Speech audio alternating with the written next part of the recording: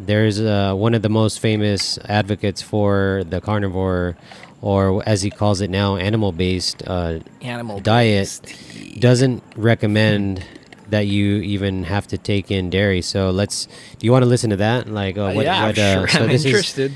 Yeah. So you heard from the vegan guy, and now we can hear from the Carnivore MD. That's what he. Let's hear it from my people here, the carnivores.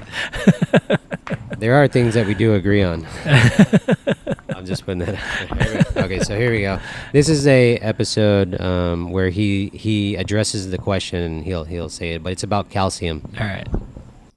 But let's address the question here. Should you include calcium on your carnivore animal-based diet? Why would you not include calcium on your carnivore or animal-based diet? Well, here's the thing. I just got back from Africa, and people asked me, do the Hadza eat bones? They definitely break the bones and suck the marrow, and when you do that, you're getting bone flakes with that. If any culture is going to be eating small fish, like sardines or other things like this, you're going to be getting some calcium in those bones. Some cultures in Africa, like the Maasai, have dairy. They're getting calcium in their diet from that. But for a lot of us on animal-based diets, like myself, dairy doesn't really play well with our immunology, with our immune system, and it causes my eczema to flare no matter what I do, whether it's raw dairy, whatever. So that's just me. I can't do dairy. Okay, so he's one of the most famous advocates for, and he's a doctor. What's his name? Another doctor, yeah. I forget his real name, but the YouTube channel is Carnivore MD. Okay.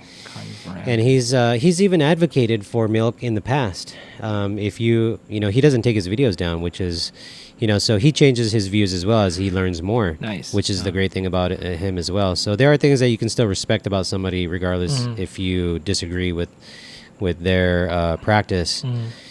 So that's interesting to hear, right? Like he's saying no matter what type of milk he consumed, it gave him eczema flare-ups. Okay. And that's a significant thing for a guy who is that technical with the literature to be able to say that openly. Obviously, he's saying there are sources of calcium. You can get it from the bones and things like that, and it is something that's consumed. But I don't know how many people are actually breaking bones at dinner time and sucking the marrow out. And like, who does that? Have you seen anyone do that? Not lately, and not every day. Suck the marrow out of the bone when we eat bulalo. Yeah, but how often is that? Not me. It's I mean, not some every people day, do right? it. Some people eat it every week. Some people. Let's say you did it once a week. That's still not enough. Me right? once every few months, maybe. Yeah. For bulalo. It's even when I was eating meat, it was not something that we did all the time. After a heavy drinking session. Yeah. It's good, man.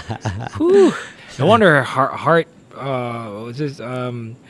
diseases are increasing in the Philippines, or maybe the rest of the world too. Yeah. Jeez.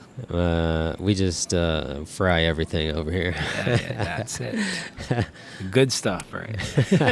We fry the fruits and the meat. But if you want strong bones, you don't need the dairy. Nice. You don't need the calcium from the dairy, because there are other sources. There are plant sources. There are meat sources.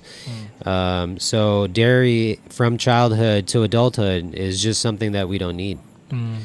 So the deception to my mother, which is something that makes me very upset about the reality that we live in today, is that people are allowed to believe that it actually is good for them.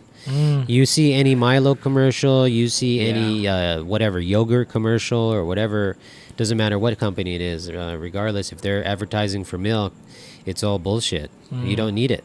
You don't even need soy milk. Don't even have oat milk or almond milk. You don't need any of that stuff. You don't need it. That's it.